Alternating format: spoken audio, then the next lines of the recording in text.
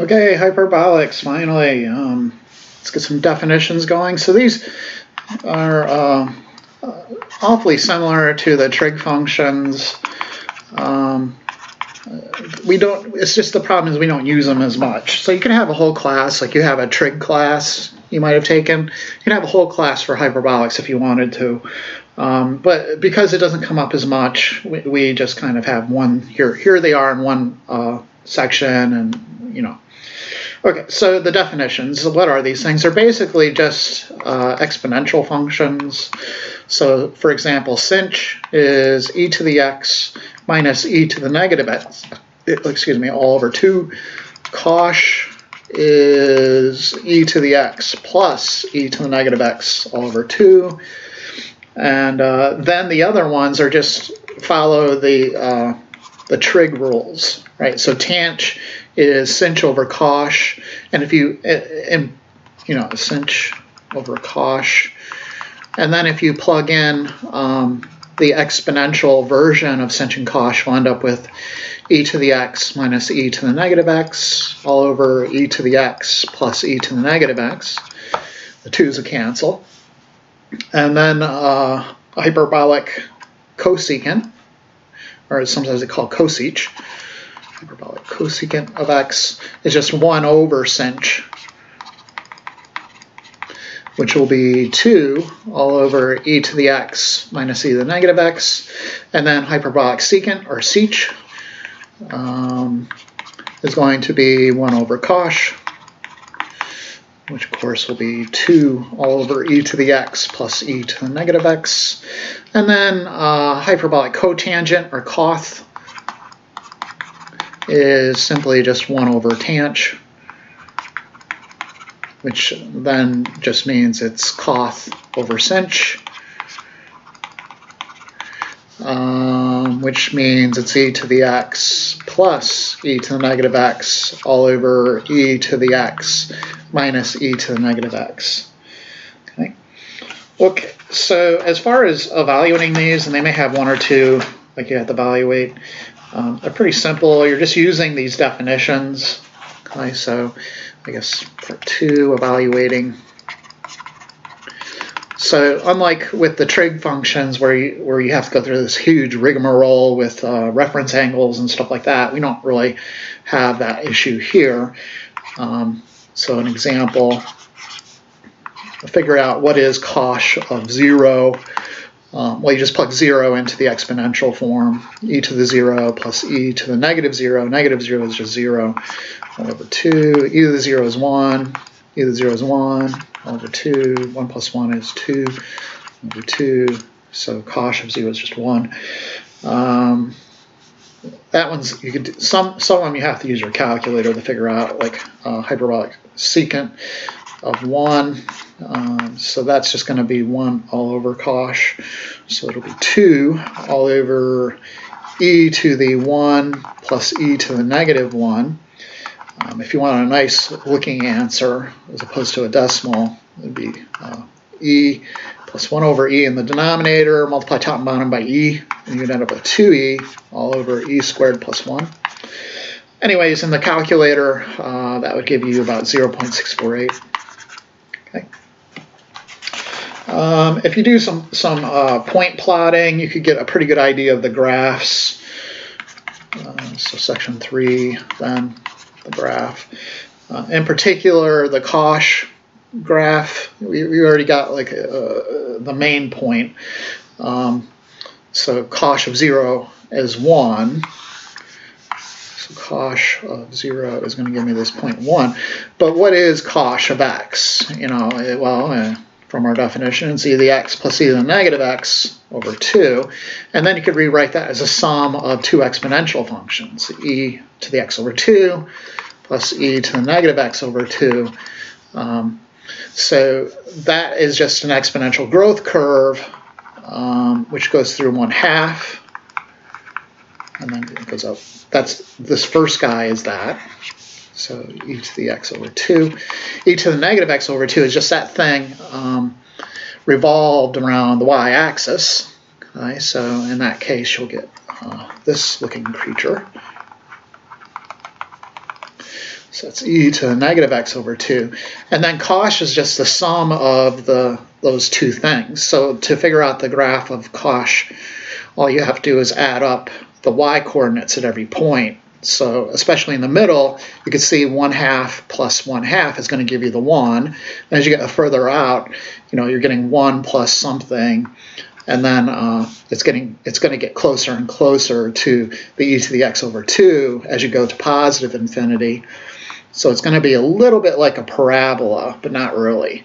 If you've ever seen the St. Louis Arch, that thing you may think is like a parabola, but it's not really. It's a hyperbolic. That's kind of the idea we're dealing with right here. It should be smooth. There's no corner in there. I know my graphing isn't very good, but that's the idea. Okay, the other graphs are in the book. I'm not going to go through them all. We really won't need to have them memorized or anything. Okay. Let's go to session 4. There are identities associated with these things that come up every once in a while. The most important identity is just like the trig identity, cosine squared plus sine squared is 1. But for us, it'll be, so just an example, cosh squared x minus sinh squared x is equal to 1. So there's like I said, it's basically you could study the hyperbolics just like the trig functions, and you would have to go through a whole chapter of identities and play with those.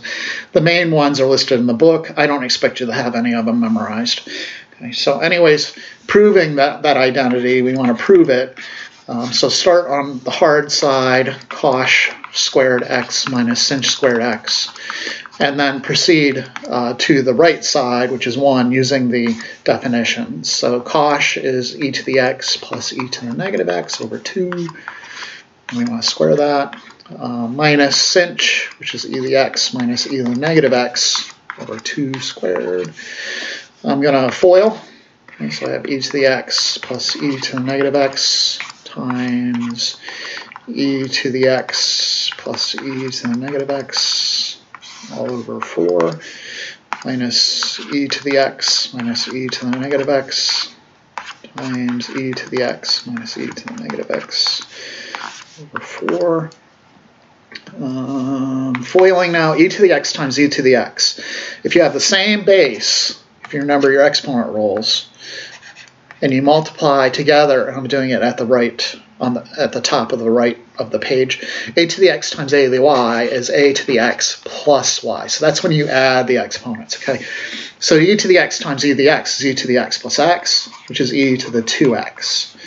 Okay, those are the first, the outer. E to the x times e to the negative x is e to the x minus x, which is e to the 0, which is 1, plus the inner, and that's the same, 1, plus the last, e to the negative x plus negative x, and the exponent will be e to the negative 2x's, that's all over 4, minus, do another, e to the x times e to the x is e to the 2x's, and then e to the x times e to the negative x is e to the x minus x, which is e to the 0, which is minus 1, and then e to the negative x times e to the x will be the 0 again, minus 1, and then plus e to the negative 2x over 4.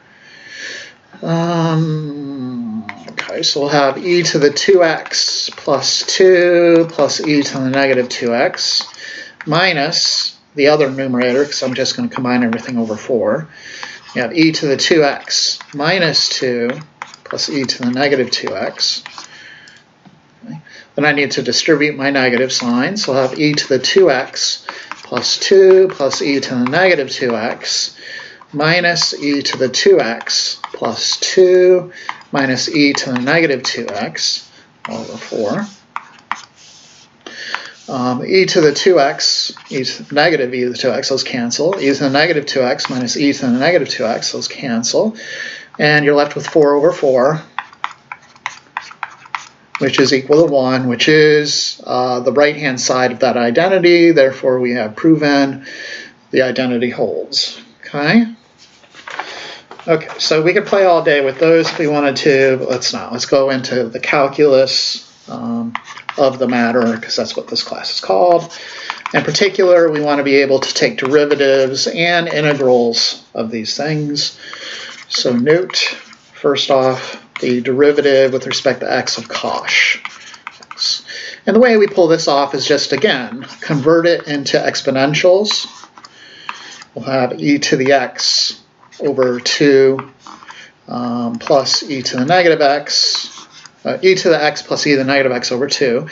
That'll be, and we could use our rules of differentiation to rewrite it a bit. You'll have e to the x over 2 plus the derivative with respect to x of e to the negative x over 2, and then you could use the constant multiple rule to factor out the 1/2. Derivative of e to the x plus 1/2 derivative with respect to x of e to the negative x, and then that will be 1/2 the derivative of e to the x, just e to the x, plus 1/2 the derivative of e to the negative x is e to the negative x, but then times -1. That's chain rule. So we get 1/2 e to the x minus 1/2 e to the negative x, which we may rewrite as e to the x minus e to the negative x over 2, which is, if we go back to our original definitions, sinh. So the derivative of cosh turns out to be sinh. So you could always go through this rigmarole, or you can just notice that the derivatives of these hyperbolics are almost the same as the derivatives of the trig functions. The only difference is the signs. Okay, so we can go through a whole table of these guys, sinh, cosh, tant, and then the derivative with respect to x of cosech, derivative with respect to x of sech, derivative with respect to x of coth, and the derivative of sinh is cosh, derivative of cosh is sinh, so they're a little different. Okay, and then the derivative with respect to the sign, because normally the derivative of cosine is negative sine, but here now the derivative of cosh is positive sinh. And then of course this one is hyperbolic secant squared x, and then this one is negative hyperbolic cosecant x, hyperbolic cotan of x. This is negative hyperbolic secant x, hyperbolic tan x, and this is negative hyperbolic cosecant x squared. Okay, so the same. It's just it doesn't have that weird negative, positive, negative pattern going on with the trigs. But my hope is that if you know the trig derivatives, to learn these derivatives, it's not it's not a bridge too far. Okay, you can accomplish this. Okay. And then if you know the derivatives, you can go ahead and get the integrals of a whole bunch of them. So in particular, the integral of cosh x dx is going to be sinh of x plus c. The integral of sinh x dx will be cosh x plus c. And the integral of hyperbolic secant squared x will be your tant x plus c. And then, of course, your integral of hyperbolic cosech and coth x dx is negative cosech x plus c. Integral of hyperbolic secant x, hyperbolic tan x dx is negative hyperbolic secant x plus c. And then the integral of, what else? What was the other one? Oh, hyperbolic cosecant squared x dx is equal to negative coth x plus c. Okay, so you should automatically have those in the bank. And then you could probably even start figuring out what is hyperbolic, the integral of hyperbolic tan dx. Just using our above identities, hyperbolic tan is the same as sinh x all over cosh x dx, and then you could do a u sub for cosh. So du is sinh dx, which is just the numerator here. Okay. So this will be the integral of du over u, and that's a natural log integral of the ln of the absolute value of u plus c, and then back subbing, it's the ln of the absolute value of cosh of x plus c. Okay, so you can kind of go through and play that game and pick up some more integrals if you didn't already know them. Anyways, let's look at some of the problems, just taking derivatives, and then we'll look at some integrals as well. Okay, some examples from the book. So first, derivative problems, y equals hyperbolic secant of 5x squared. So y prime, the derivative of, and we're going to need a chain rule here, right? But anyways, the derivative of hyperbolic secant is negative hyperbolic secant, hyperbolic tan, and of course we need our angles. So 5x squared, and then hyperbolic tan, 5x squared, and then times the derivative of 5x squared, which is 10x. Okay, so this will be negative 10x, hyperbolic secant, 5x squared, hyperbolic tan, 5x squared. Okay, let's look at another one. Ln y equals ln of hyperbolic tan of x over 2. So you need two chain rules here if you want. You could do kind of the u method that I gave us at the beginning of the semester. So the innermost part is x over 2, and then let some other variable be the next part. So hyperbolic tan of u, and then y will be ln of z. And then to get the derivative, you just go straight across. Yeah, I'm sorry, there's a huge space in between my ln and the tan part. Should just kind of look like that. Okay, so y prime is going to be 1 all over z times the derivative of z, which would be hyperbolic secant squared of u times the derivative of u, which will be 1/2. Okay, so back subbing, z is hyperbolic tangent of u times hyperbolic secant squared of u times 1/2. 1 over tang, let's clean that up a bit. So, tang is sinh over cosh. So 1 over tang is just coth. Okay, so that would be coth of u hyperbolic secant squared of u times 1/2, and then you could back sub n for u. So this is going to be coth of u, which is x over, seems like I screwed up somewhere. No, okay, I'm good. Coth of x over 2 times hyperbolic secant of u, which is x over 2 times 1/2. Let's smush that 1/2 up front. Okay. Sometimes you could use identities to clean these up a bit. So one thing you could do is rewrite this as 1/2, or rather 1 all over 2 tanh of x over 2, and then hyperbolic secant is the same as 1 over cosh, so then you could write that as cosh squared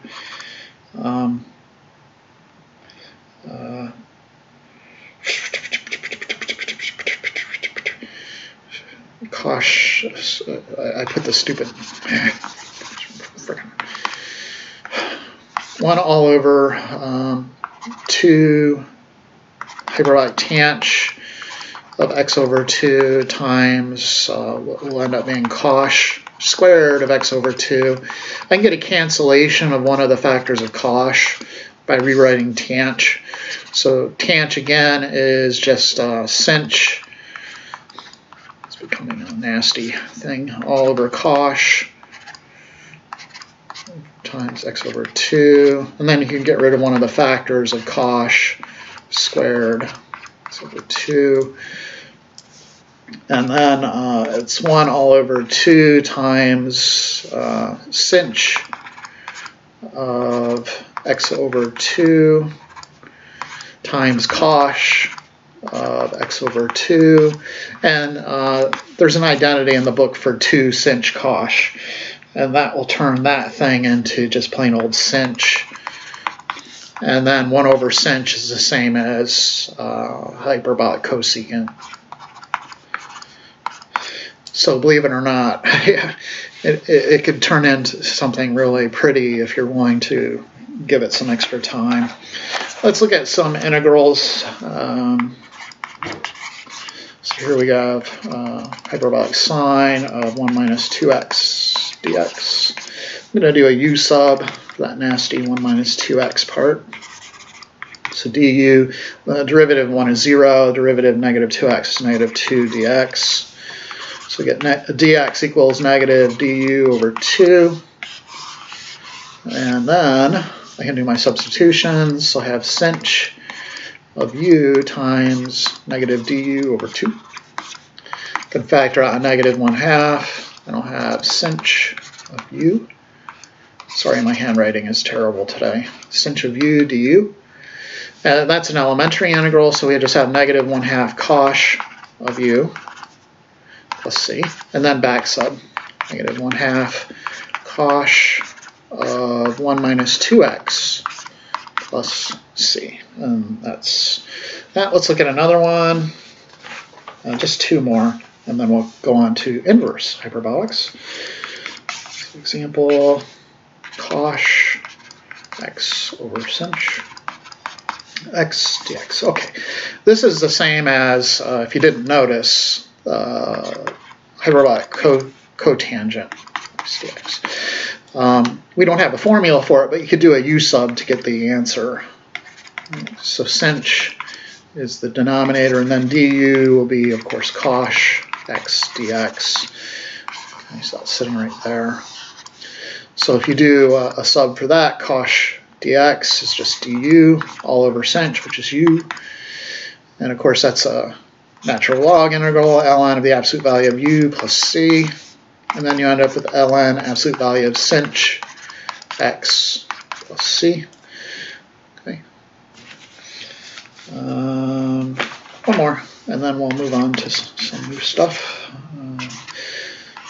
Cosec of 1 over x times coth of 1 over x all over x squared dx. Okay.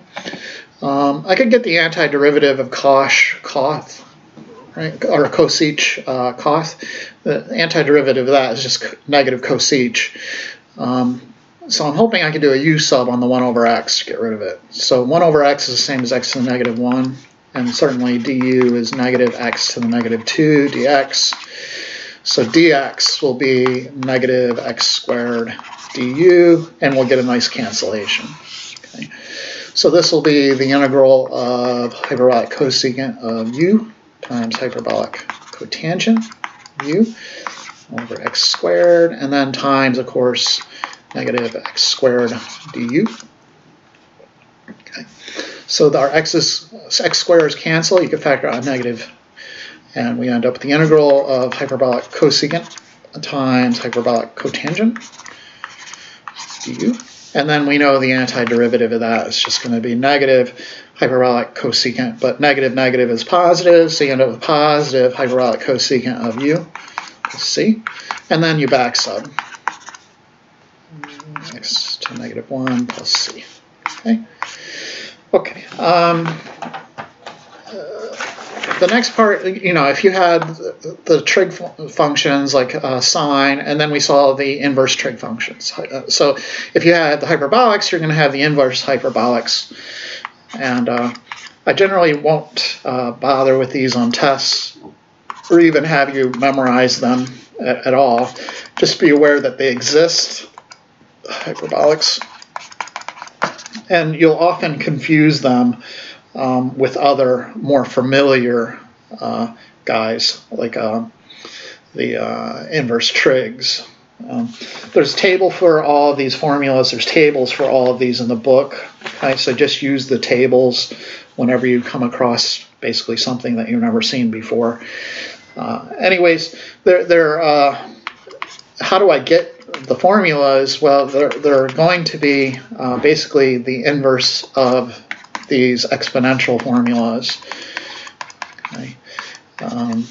And you could get them as sort of the old-fashioned way that you would have gotten the inverse of any formula. You just exchange the x's and the y's and solve.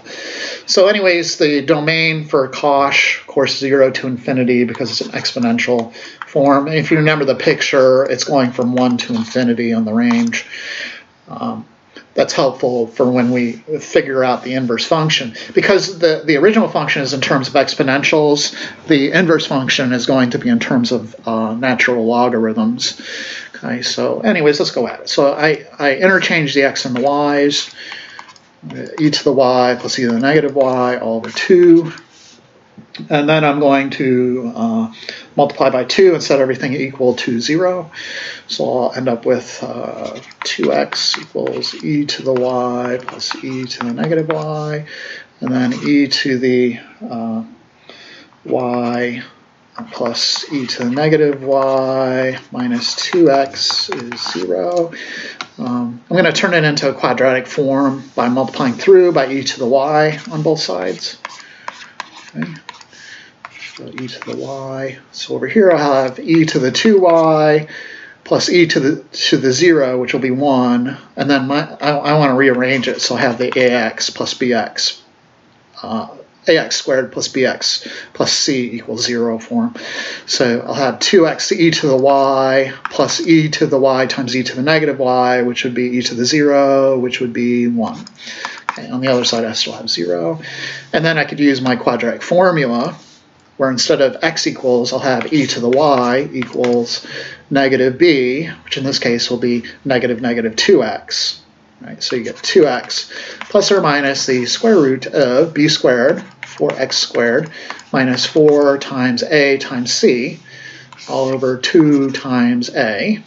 And then I can simplify this. It'd be 2 plus or minus, I could bring out a 2, times the square root of x squared minus 1 all over 2. And then that will turn into e to the y equals 1. And I just want the plus version because I need to get the domain and range of the original function to align to the domain and range of the inverse. Okay, so I don't use the minus part. And then take the natural log on both sides, and you get y equals the ln of 1 plus the square root of x squared minus 1. And that thing is your inverse hyperbolic cosine. Okay. So, anyways, where do we use these things? We can use them with this thing called the Tracex. Okay, so an example, the Tracex problem, the scenario here is there's somebody on the side of a dock, and this person is pulling a boat. Okay, so maybe the person is sitting right here at this position 0, y sub 1, and they're pulling a boat. Okay, so the boat is attached, maybe right here, and at location x, y. And the sort of trace of the boat, the trajectory of the boat, creates this inverse hyperbolic shape. Okay, so it will look like this, or something like that. And okay, so the person is at this point x 0, y sub 1. The person is standing here. This line between the person and the boat is the rope connecting the person to the boat, and the blue is just the path traced out by the boat going through the water. So you have to imagine the dock is the y-axis and the person is standing on the dock, and then the first quadrant is water. Okay, so the boat travels and traces out this blue line, and the blue line, it can be given by the formula, and this is just given in the book, y equals a times hyperbolic inverse secant of x over a minus the square root of a squared minus x squared, where a is going to be the length of rope. Okay, and in general, you could keep it that way, but the book is going to give you that length, or the homework will give you the length. In our case, it's 20. We want to find the distance a person must walk to bring the boat 5 feet from the deck. So find the distance a person must walk to bring the boat 5 feet from the deck. One thing to note is that up here by the person, you can kind of model it with a right triangle. Okay, so let me kind of draw that in some color, I guess yellow. Okay, so this is a right triangle. Let me extract that over here and talk about the measurement of the sides. Okay. So this point is at x comma y. We basically want a formula for y1, okay, to know the position of the person who's walking. Okay, so 0 comma y1. This side, the hypotenuse side is 20. That's just the rope length. The distance from the deck or the pier or whatever he's standing on to the actual boat, we can call x. Eventually we want that x to equal 5. And then this other distance from basically the projection of the boat onto the pier to the actual person, we can figure out using the Pythagorean theorem. So, it's going to be 20 squared equals x squared plus this other distance, I guess call it y, and that'll be y squared, of course. Y will end up equaling the square root of 20 squared minus x squared. Okay, so this third side then is the square root, and I'm regretting using this yellow color now, 20 squared minus y squared. Sorry about that. That's basically this. Okay, that's the third side. Okay, right. So find the distance a person must walk. First, I'm going to produce a formula for y sub 1. Okay, so y sub 1 is going to equal the y position of the boat plus this extra square root 20 squared minus x squared. Okay, so the y position of the boat can be given by our formula here for the Tracex. Okay, this y equals blah blah blah. Okay, so let me write that. So 20 hyperbolic secant inverse of x over 20 minus the square root of 20 squared, minus x squared, and then plus this extra amount, the square root 20 squared minus x squared. And then that will just equal 20 inverse hyperbolic secant of x over 20. And then we want x to be 5. Okay, so that will tell us basically that y1 position. So y1 of 5 equals 20 inverse hyperbolic inverse hyperbolic secant of 5 over 20, and I'm going to have to use my calculator to figure that one out. You may have to use sort of the natural log version of inverse hyperbolic secant. So it'll be ln of 1 plus the square root of 15 all over 16 all over 1 over 4. Okay, and that's just from the formulas in the book. Because I don't have an inverse hyperbolic secant button on my calculator, I have to use the formula for the natural log version. And if you do that, that's going to be approximately 41.27 feet. The person is going to have to basically walk to get that boat in that position. Okay. Anyways, differentiation and integration of these things. Basically, I just look in the formulas in the book. Just be aware that these things, it's real easy. 5 years from now, if somebody asks you, gives you a randomly generated integral, these are easily confused with the inverse sine integrals. Okay, so you'll think, oh, this is just an inverse sine, and then it turns out no, that it's not true. What the heck is it? Well, it's the inverse hyperbolic. So, anyways, I just want to maybe go through one problem associated with finding derivatives of these things. So let's look at this example. So show the derivative with respect to x of cosh inverse of x is actually equal to 1 all over the square root of x squared minus 1. And look at that thing. That is really scarily similar to the derivative with respect to x of what? Well, sine inverse, right? The derivative of sine inverse is 1 all over the square root of 1 minus x squared. So that's what I'm talking about. You got to be careful because they look really similar. And if you get out there in the real world and they're randomly giving you integrals, you may not notice. So anyways, there's that. Okay, so I want to show that these are true, and what I'm going to do is use that natural log definition for cosh inverse, the 1 plus square root of x squared minus 1. Okay, so note basically cosh inverse of x is going to be the ln of 1 plus the square root of x squared minus 1.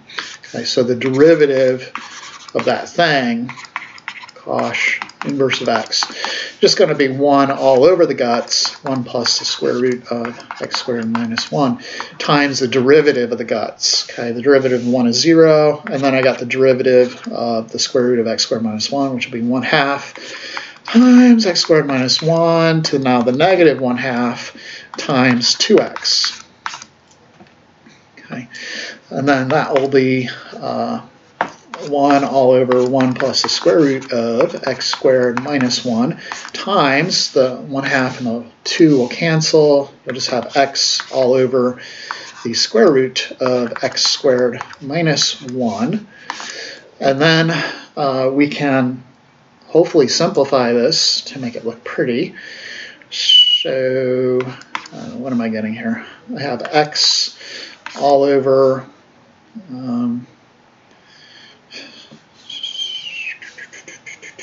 square root of x squared minus 1 plus x squared minus 1. And what did I do wrong? I didn't use the chain rule on that thing. Or maybe I wrote it wrong. Oh, there's supposed to be an x in there. Sorry. This should be x. Well, that makes things a lot easier. Something, isn't it? Sorry about that. If I was better at editing video, I'd go back and edit that out, but I'm not, so sorry. Right, so it times the derivative of the guts, which will be, in this case, then 1 plus then the 1/2 x squared minus 1 to the negative 1/2 times 2x. Okay, so then that will be 1 all over 1 plus the square root of x squared minus 1 times 1 plus x all over square root of x squared minus 1. We're going to combine these two terms in the parentheses with a common denominator. So the first one is really the same as 1 over 1, top and bottom, then multiplied by square root of x squared minus 1. Okay, so I get the square root of x squared minus 1 all over the square root of x squared minus 1, and this should be x. then, because I screwed up way back at the beginning. Sorry. And then plus the x from the other one, and then these two cancel, and you have your answer. So 1 over the square root of x squared minus 1. Okay, so anyways, the moral of this story, be careful, because these inverse hyperbolics, we never really use them all that much, but they look a lot like the inverse sine functions. I mean, it's a curse and a blessing. It's a curse because they kind of look like each other and you get them mixed up, but it's a blessing because if anybody ever tried to force you to go in there and memorize them, they kind of look similar to something you already have memorized, so it wouldn't be that big. It wouldn't be a bridge too far. Okay, you would be able to get there. And okay, so let's leave it at that. And as usual, thank you for watching, and we will see you next time.